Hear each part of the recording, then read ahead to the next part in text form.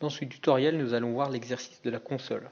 C'est un exercice fondamental pour l'utilisation des outils 2D qui vous serviront plus tard pour la 3D. Pour tracer la ligne de trave, rendez-vous dans le menu CAO, puis la fonction ligne noire. Nous allons modifier sa couleur, la passer ici en violet, on confirme et on se rend sur la deuxième option en bas à gauche pour tracer avec un point de départ, une direction, ici horizontale, et une longueur. Dans mon exemple, j'ai cliqué à 2,30 m. Nous allons tracer le latis, donc nous allons remettre notre ligne de couleur noire, travailler avec la même option que tout à l'heure, donner le point de départ au bout de la ligne de trave, et pour l'inclinaison, indiquer 60% et valider avec entrée. La longueur est donnée à la pente. En appuyant sur espace, vous la donnerez en mesure horizontale en additionnant le débord plus la longueur du chevron plus l'épaisseur du poinçon. Valider ensuite avec entrée. Pour le mur, nous allons dessiner ça avec la fonction boîte qui est une surface hachurée en utilisant la deuxième option, largeur hauteur, et en définissant en bas à droite notre boîte comme un polygone. Donner l'épaisseur du mur, ici 20 cm, et la hauteur approximativement 1,70 m. Échappe, sélectionnez l'arête supérieure pour étirer le mur vers le haut en déplaçant l'arête parallèlement. Et là pareil, pas de côte précise. Pour tracer le chevron, l'épaisseur du chevron, nous allons utiliser la dernière option, la sixième option, parallèle de longueurs différentes. Donner 8 cm la hauteur du chevron. Premier point d'accroche contre le mur. Barre espace pour travailler en projection horizontale. Et on obtiendra directement notre coupe d'aplomb sur le chevron. Relier les deux points d'extrémité. Pour tracer la panne, nous allons nous placer une ligne de repère à 30 cm qui démarrera sous le chevron d'une longueur de 18 cm 5, ce qui correspondra à 20 cm de panne moins un délardement de 15 mm. Avec la fonction boîte, ouvrez l'arborescence pour vous rendre dans les modèles de hachure SEMA. Nous allons utiliser une hachure qui représente une pièce de bois vue par bout et transformer sa couleur. Utilisez la couleur de votre choix, ici un brun clair.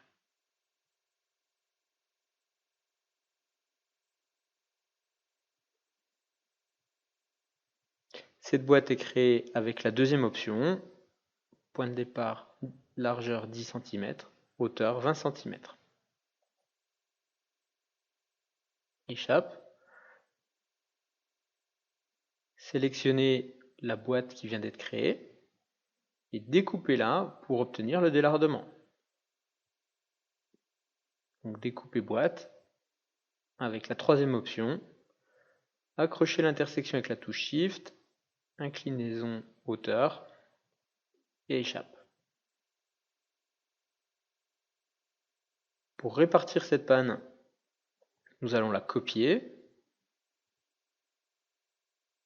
utiliser la deuxième option pour indiquer l'angle de copie, activer le multicopie en bas à droite, donner le point de départ en appuyant sur Shift pour attraper l'intersection de la panne et du chevron.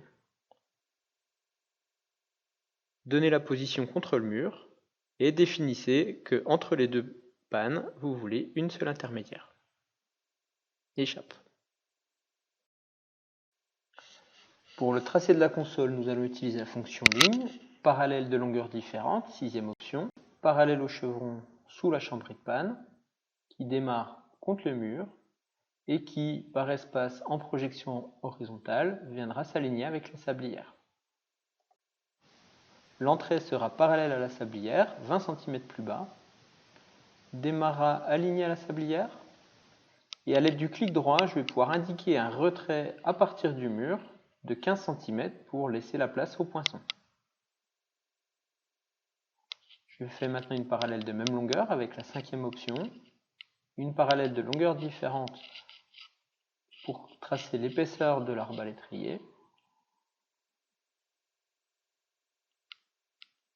et une autre parallèle de 15 cm pour tracer le poinçon.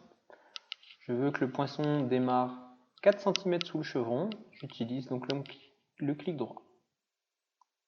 Même chose pour la saillie en bas du poinçon, clic droit et 10 cm de saillie.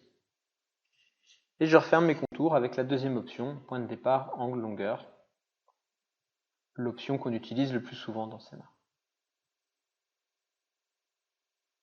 La coupe de la gargouille va être faite avec une parallèle de longueur différente.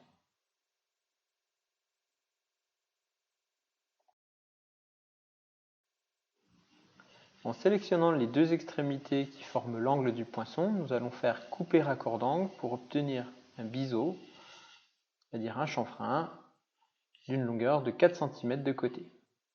Suivez les instructions en bas de votre écran. Pour améliorer la clarté, nous allons rajouter les lignes pointillées. Pour ça, nous allons abouter la ligne existante en 3 segments différents. Donc, je répète 2 fois la fonction abouter sectionner, ce qui va me permettre d'isoler le segment intérieur, de le modifier en faisant clic droit, modifier, et en changeant le type de ligne. Ici, ligne pointillée. Et je confirme avec le rond vert. Même opération en haut. Abouter, sectionner.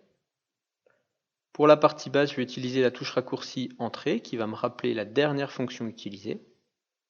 Double-clic pour modifier. Et avec la pipette, je vais pouvoir reprendre le type de ligne.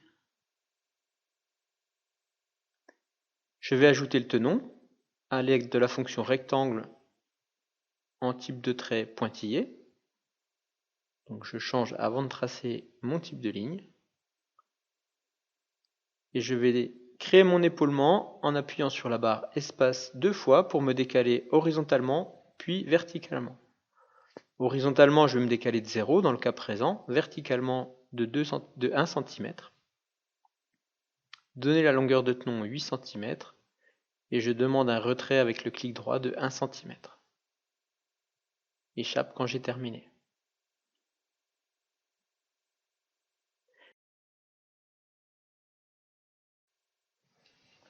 Pour positionner les perçages, je vais utiliser une ligne de construction. Donc toujours dans CAO ligne, je donne une couleur différente, bleu ciel, et je vais tracer la diagonale de l'assemblage, là où passera le perçage. Même chose en haut, puis échappe. Je passe à la fonction cercle, cercle de couleur noire. La première option, cercle complet. En appuyant sur la touche Shift, je vais accrocher le milieu de mon trait de construction et donner le rayon, ici 0,009 m, donc 9 mm. Pareil de l'autre côté, en partie haute.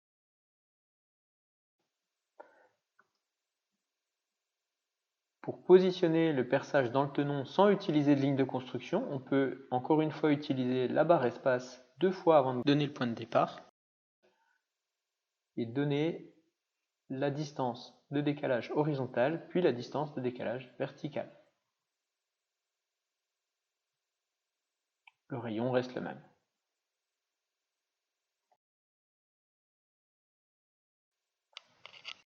Sélectionnez un trait de construction, puis la sélection par couleur. Clic droit, effacer pour nettoyer le dessin. Pour tracer les chantignols, utilisez une ligne parallèle de longueur différente. Placez-la à 18 cm en partant de la panne sur 6 cm de long, puis l'autre ligne sera une ligne avec un angle libre. Voilà, l'exercice est terminé, vous avez maintenant les bons outils et les bonnes bases pour bien démarrer avec SEMA. Merci.